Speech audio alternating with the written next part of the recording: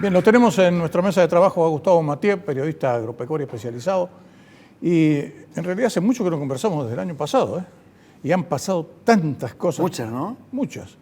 Y encima de todo esto, éramos dos y parió la abuela, como dicen en el campo, la guerra, ¿no? Y afectando nada más y nada menos que a un país como Ucrania, gran productor de cereales y además de otra serie de insumos sumamente importantes que están vinculados precisamente a todo lo que tiene que ver con los cultivos, ¿no? Claro, No solo allí, sino en el resto del mundo. Sí, hoy por ejemplo veía a través de las redes sociales una imagen que me impactó.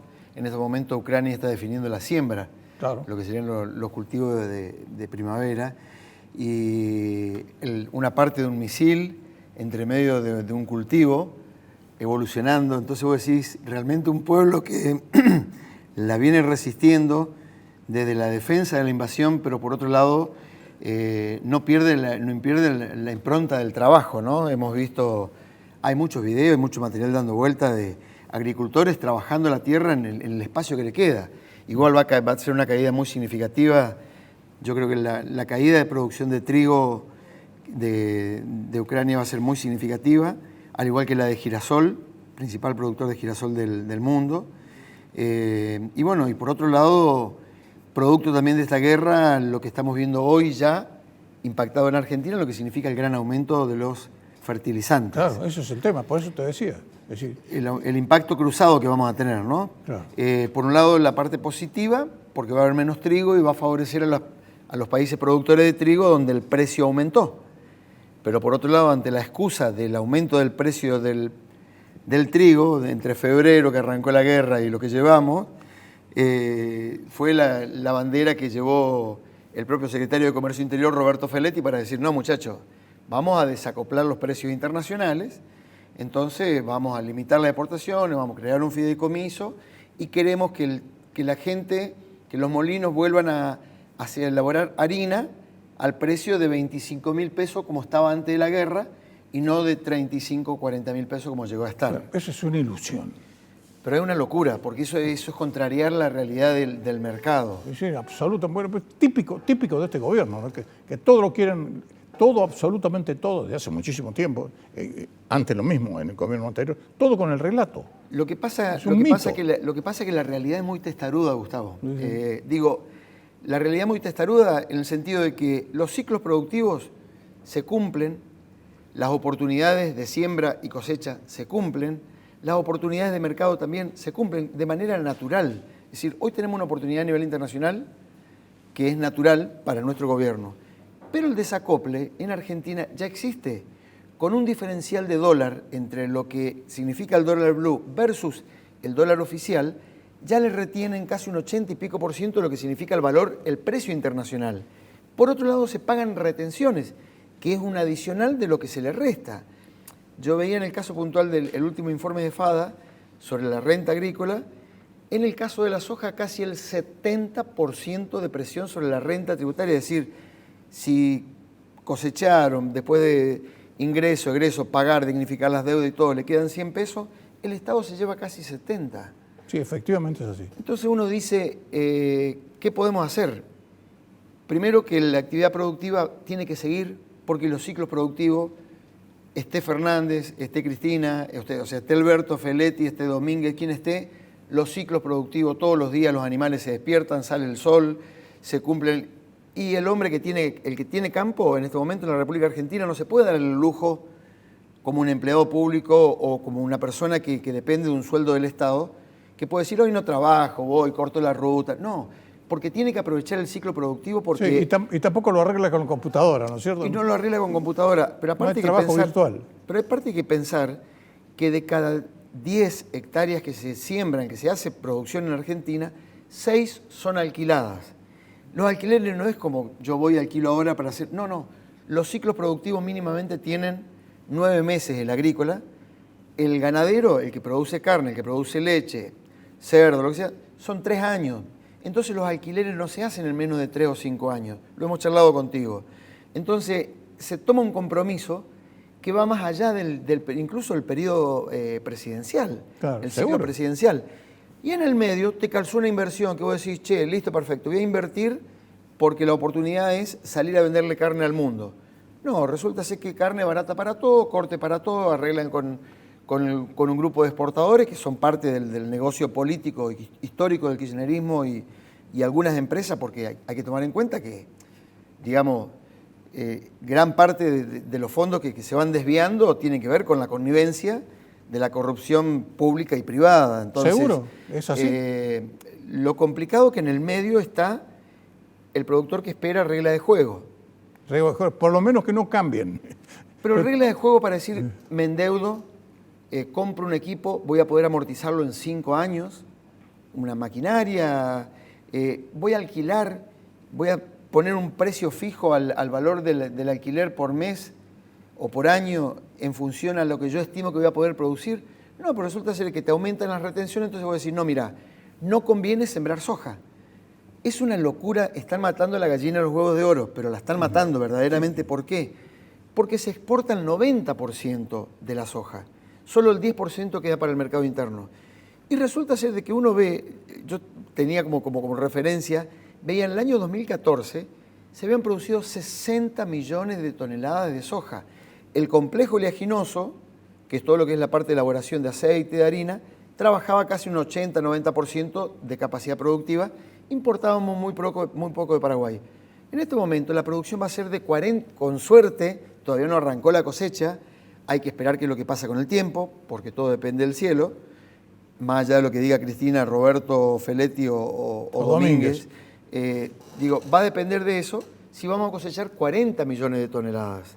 Es prácticamente una merma del 30%. Claro, pero es una locura. ¿Eso qué significa?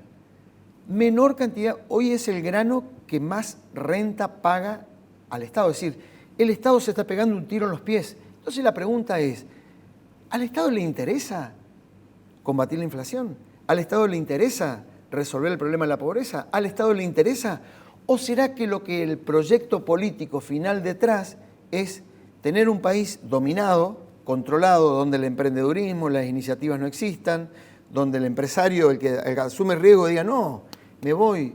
Es una locura pensar la cantidad de jóvenes, mentes lúcidas que se están yendo del país porque ven que sus padres, yo tengo una hija en el exterior, 2 más que se están queriendo ir, y no sé cómo hacer para retenerla porque no hay un proyecto país que a ella las invite a quedarse. Yo tengo un lugar, tengo un puesto de lucha, tengo un lugar para seguir peleándola, pero el resto, los jóvenes, si ellos se van, ¿quién me va a pagar la jubilación de acá un par de años? ¿Quién va a atender mi asistencia social, no? Sí, es que ese es el tema que se va mucho más allá de lo que pueda resultar. Es uno de los aristas que tiene esta situación caótica que tiene el país. Con el agravante que no solamente han dinamitado la economía, rompiendo los esquemas comerciales, yendo a contranatura, alterando los esquemas productivos, sino que también están apuntando al núcleo central que es la familia. Hoy tenés familias divididas porque sus hijos estudian en la universidad pública y el adoctrinamiento que reciben muchas veces en la universidad pública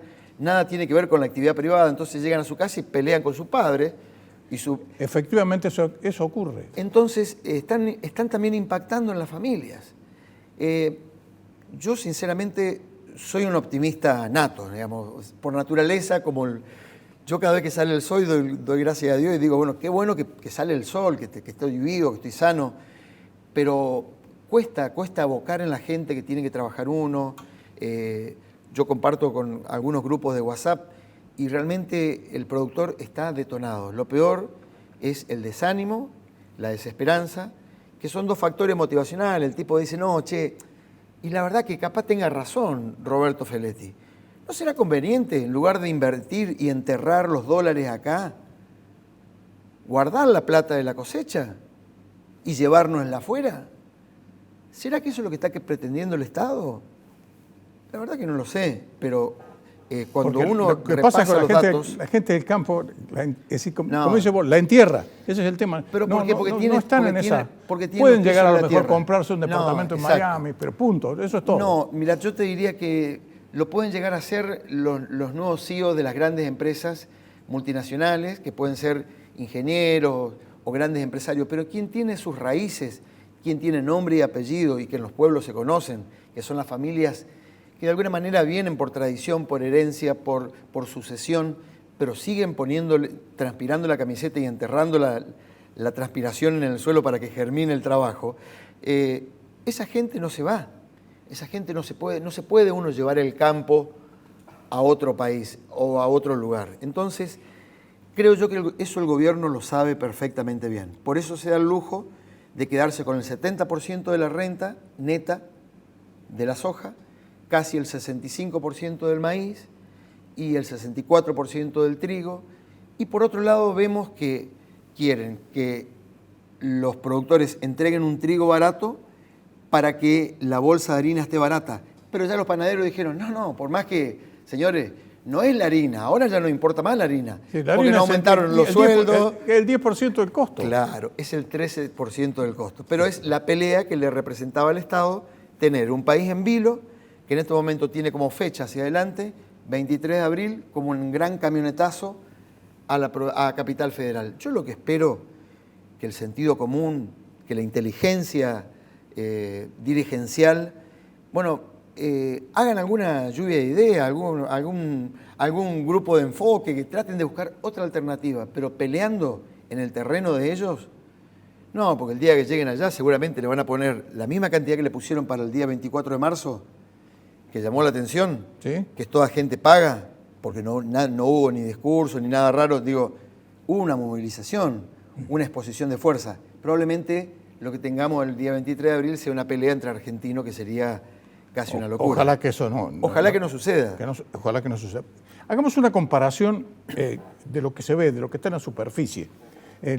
Los precios que tienen actualmente el trigo, la soja, el girasol particularmente, sí, en comparación, es decir, el porcentaje de aumento que hubo antes de que comenzara todo este desbarajuste causado por la guerra. Bien, por un lado, antes de la guerra hubo un aumento que en parte lo ha capitalizado el productor, lo han capitalizado las empresas.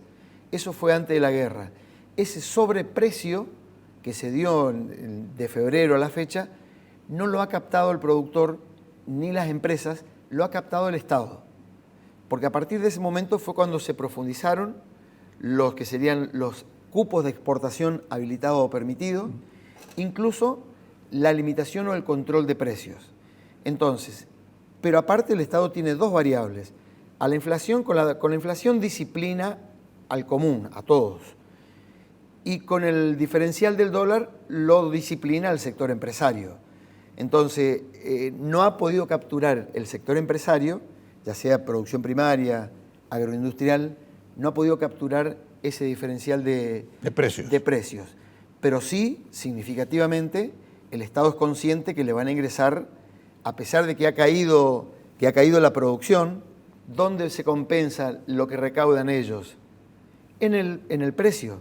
Entonces, es una relación precio-cantidad. Antes producíamos mucho, los precios no acompañaban, entonces por un precio bajo cobraban esto. Hoy tienen un precio alto y poca producción, entonces compensan, digamos, los ingresos. El Estado es el único que no pierde. Sí, nunca. Pero pueden llegar a perder a la larga, ojo, esto no se puede mantener in eterno. Claro, lo que están perdiendo es credibilidad, confianza, estabilidad institucional y continuidad en el poder, que no sé de qué manera se puede llegar a instituir o lo podrán llegar a instituir. Y por otro lado vemos que prácticamente no solamente tienen tomado lo que es la justicia, que hay muchos programas que se ocupan específicamente de las investigaciones o cuestiones políticas, sino también tienen tomado lo que significa el manejo de los recursos en la República Argentina. La circulación en este momento no se consigue combustible y sabemos que las empresas de bandera, como puede ser YPF, en este momento YPF produce el 17% de los fertilizantes y al productor se lo cobran a precio internacional. Claro, al revés de lo que ellos pretenden con el trigo. Entonces, tienen precio internacional de los insumos, pero precio nacional para los productos que ellos venden. O sea, el desacople se da para el precio que tiene que cobrar el productor, con dos agravantes. Los fertilizantes o los insumos prácticamente han triplicado su precio en el último tiempo por el problema de la guerra. Esto, si se extiende la guerra como proyecta, por lo menos por la posición, a no ser que exista una señal del cielo que cambie la historia, significa que hacia adelante va a impactar en el precio de los alimentos porque el descontrol que está llevando la política de Roberto Feletti va a hacer que mucha gente se corra del mercado formal al mercado informal, que comencemos a tener una doble economía y un doble estándar de vida, donde en el medio estamos lo que de alguna manera tratamos de hacer equilibrio entre medio de esa realidad, o sea, lo que le llaman por ahí la grieta. Por eso te decía yo, este tema ya, es decir, se ha estirado tanto se ha estirado el elástico que se va a cortar. Gracias. Gracias a vos. Gustavo, por tu presencia en Córdoba, el mundo.